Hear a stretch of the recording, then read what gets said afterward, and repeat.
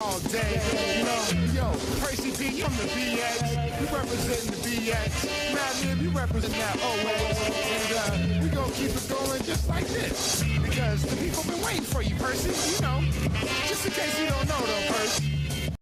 Yo, you nice with it, Percy.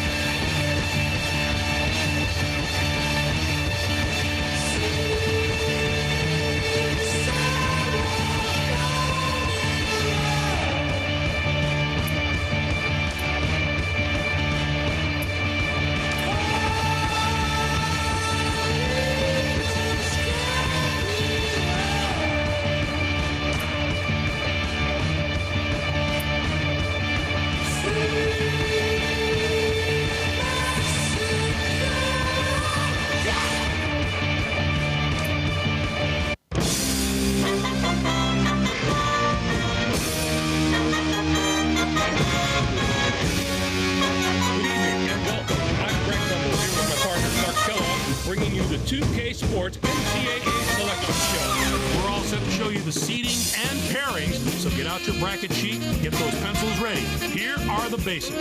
Of the 65 available tournament bids, 31 are automatically given to conference champions. The tournament committee hands out the remaining 34 bids on an at-large basis. An opening round game will take place on Tuesday night to narrow the field to 64 teams. Before we get into the brackets for the upcoming tournament, let's take a look at the final top 25 media poll. The rankings look a little different than they did last week. The Clemson Tigers jumped all the way from the number 19 spot to number 13. They're peaking at just the right time, Greg. This is exactly the way we want to be playing going into the tournament. Also, a new team has made the leap into the top 25. The Baylor Bears are back in the poll as the number 23 team. It's time to talk about the topic that has a lot of players and coaches holding their breath right now, the NCAA tournament bubble. These are the 10 teams that aren't worried as much about where they'll be playing as if they'll be playing. Clark, who jumps out at you there? Georgetown should be considered among the best of the major conference teams, not holding an automatic bid. But there are plenty of non-power conference teams knocking on the door that may prevent them from getting an invitation. You got that right. And who else might be in the same position? Utah has been up and down this year, and it's a matter of which part of their schedule the committee wants to look at, the up part or the down part. I'm sure it's been a long week for those teams, but the wait's almost over. The NCAA Selection Committee has finished its meeting, and we're ready to unveil the top 4 seeds in this year's tournament. The USC Trojans are the top overall seed, and they will play in the East region. On to the second number 1 seed, who will play in the South region. The Duke Blue Devils are seeking their 4th NCAA championship in school history. The George Washington Colonials are our 3rd number 1 seed, and they'll play in the Midwest Regional. They return to the tournament after not making the field last year. This will be a new experience for some of their younger players. And finally, our 4th number 1 seed will play in the West Regional. The Miami Hurricanes are in the tournament field as a number 1 seed for the first time in the history of their program. Now, here's how the brackets shape up based on where the number 1 seeds have been assigned. In one national semifinal game, the winner of the East Regional will play the winner of the South Regional. In the other semifinal game, the winner of the Midwest Regional will play the winner of the West Regional. Those games will be played on Saturday, April 4th. Then it'll be on to the national championship game on Monday night, April 6th. Anything shocking to you about those picks? I don't think I'm alone in my surprise with these picks. Whenever you reach this far down the poll for the top seeds, you're guaranteed to have some second guesses coming your way. So, with the number 1 seeds out of the way, it's finally time to tackle the rest of the bracket. First up, we take a look at the East Regional. The USC Trojans are the top seed, finishing at 30-2. They won both the regular season and conference tournament titles in the Pac-10. They will take on the winner of the opening round play-in game between Texas Southern with 16 wins and Eastern Kentucky from the Ohio Valley Conference. And now, the number 8 seed, the Kansas Jayhawks, come into the tournament on the strength of a third-place finish in their conference regular season and were semifinalists in their conference tournament. They're going to play the number 9 seed, the Stanford Cardinals, who finished second in their conference tournament, finishing at 20-12. Kansas State comes in as the number 5 seed, finishing at 25-6. And they will take on the 12th seed from the Missouri Valley Conference, the Creighton Blue Jays, with 19 wins. Georgia enters the field as the number 4 seed from the SEC. This will be their 11th appearance in the NCAA tournament in school history. They'll be getting ready to face the number 13 seed, the George Mason Patriots, finished the season with 20 wins.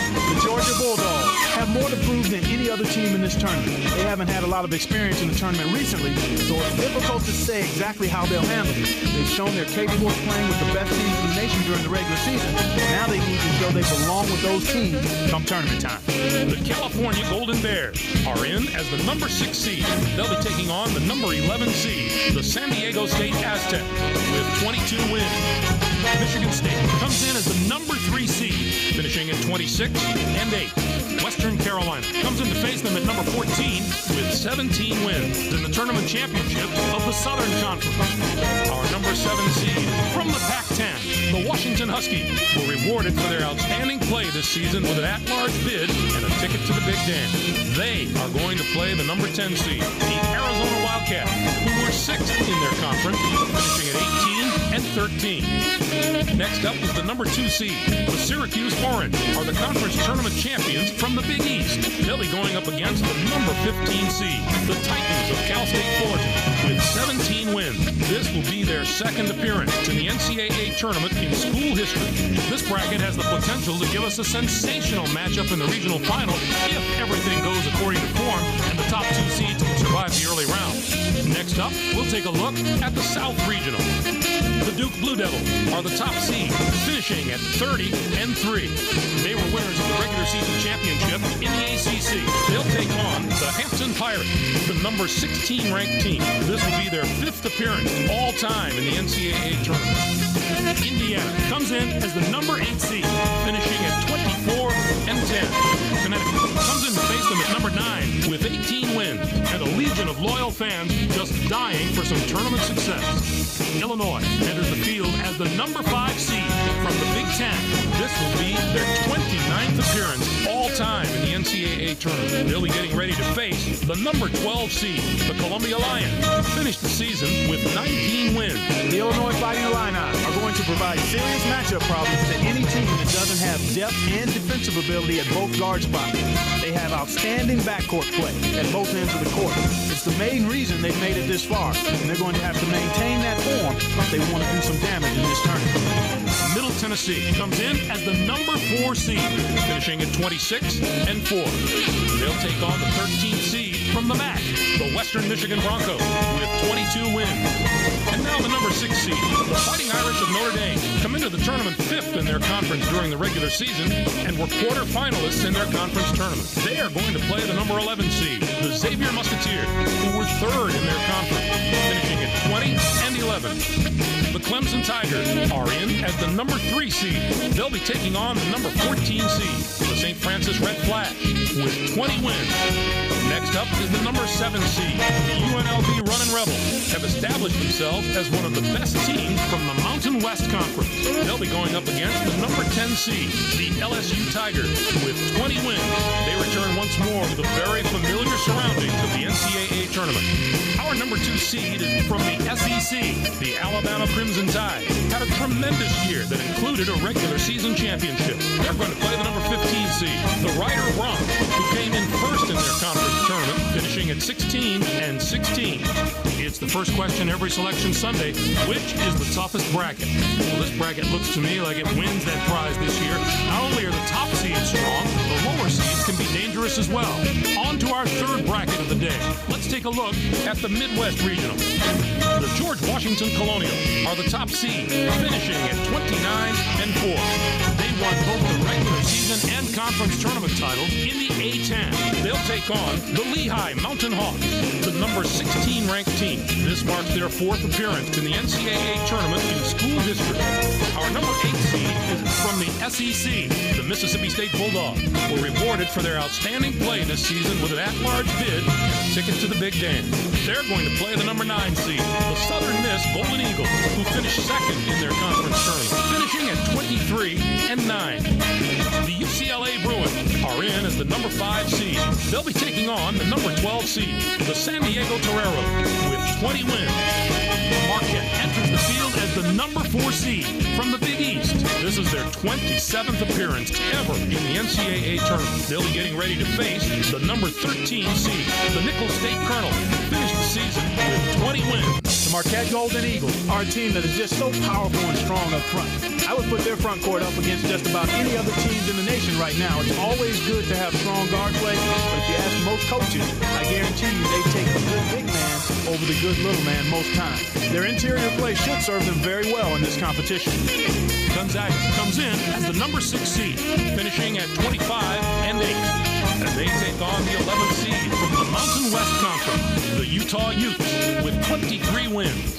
And now the number 3 seed, the Pittsburgh Panthers, come into the tournament first in their conference during the regular season and were losers in their first game at their conference tournament. They are going to play the number 14 seed, the Gardner-Webb Bulldogs, who came in first in their conference tournament, finishing at 17-14. Next up is the number 7 seed, the Davidson Wildcats, are the regular season champions from the Southern Conference. They'll be going up against the number 10 seed, the Louisville Cardinals, with 20 wins. They return once more to the very familiar surroundings of the NCAA tournament. Weber State comes in as the number 2 seed, finishing at 27-3. Tulsa comes in to face them at number 15 with 17 wins in the tournament championship of Conference USA. What a tremendous regional final we'd have in this bracket if the number 1 and 2 seeds here make it through the first 3 rounds unscathed. That could be one of the games of the tournament. And finally, let's have a look at the West Regional. The Miami Hurricanes are the top seed, finishing at 28-6. They were conference tournament champions in the ACC. They'll take on the New Mexico State Aggies, the number 16 ranked team. This is their 18th appearance in the NCAA tournament in the history of their school. Next up is the number 8 seed, the Phoenix of Wisconsin Green Bay, are the conference tournament and regular season champions from the Horizon League. They'll be going up against the number 9 seed, the Villanova Wildcats, with 20 wins. They return once more to the very familiar surroundings of the NCAA tournament. Baylor comes in as the number 5 seed, finishing at 25-8. And they will take on the 12th seed from the Big 12, the Iowa State Cyclones, with 18 wins. Maryland comes in as the number 4 seed, finishing at 22-9. Liberty comes in to face them at number 13 with 19 wins. Tournament and regular season championships of the Big South. Our number 6 seed is from the Big East. The Providence Friars were rewarded for their outstanding play this season with an at-large bid and a ticket to the Big Dance. They are going to play the number 11 seed, the Rhode Island Rams, who were semifinalists in their conference tournament, finishing at 22-9. The Memphis Tigers are in as the number 3 seed. They'll be taking on the number 14 seed, the Boston University Terriers, with 19 wins. And now the number 7 seed, the Florida Gators, come into the tournament as the 4th place team in their conference during the regular season and were winners of their conference tournament. They are going to play the number 10 seed, the Illinois State Redbirds, who finished second in their conference tournament, finishing at 21-8. North Carolina enters the field as the number 2 seed from the ACC. It's yet another appearance in the bracket brackets for a school that's no stranger to the NCAA tournament. They'll be getting ready to face the number 15 seed, the Oral Roberts Golden Eagles. Finished the season with 16 wins. The North Carolina Tar Heels is a team to consider when you're filling out your bracket. They've been through so much this year. Adversity typically helps a team become a championship team. I wouldn't be surprised to see them put it all together over the next few weeks and become the focal point of this competition.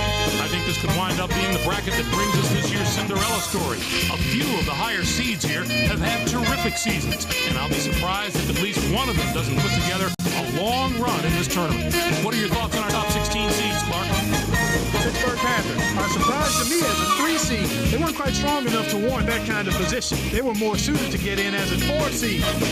Michigan State is easily the most dangerous number 3 seed out there. I'd say they have just as good a chance as a number 1 or number 2 seeds above them to make it to the Final Four. Now, let's bring the conference picture into focus. The Big East gets 8 teams. The Pac-10 with 6, 5 out of the ACC. The SEC gets 5 teams. What a down year for the non-power conference.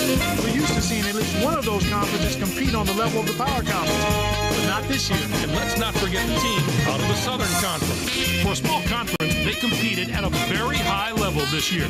Those teams could be the place to look if you're trying to find a Cinderella story in the tournament. A fairly even balance of power among the major conferences this season. A lot of the big teams are in, and the bids are spread out pretty much like you'd expect them to be.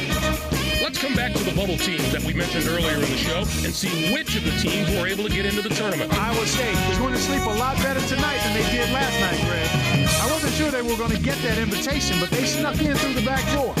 Now we'll see if they make the most of it. While those teams are celebrating getting into the tournament, let's take a look at the other teams who were on the short end of the stick. Wisconsin stumbled to the finish line coming down the stretch. And that's not the way to close out the season if you're hoping for an at-large bid. When they couldn't get it done in their conference tournament, their goose was cooked. Thanks, Clark. I'm sure that this year will provide us with all the thrills and excitement that we've come to expect from the tournament. Greg, let's throw the ball up right now. I can't wait to get started.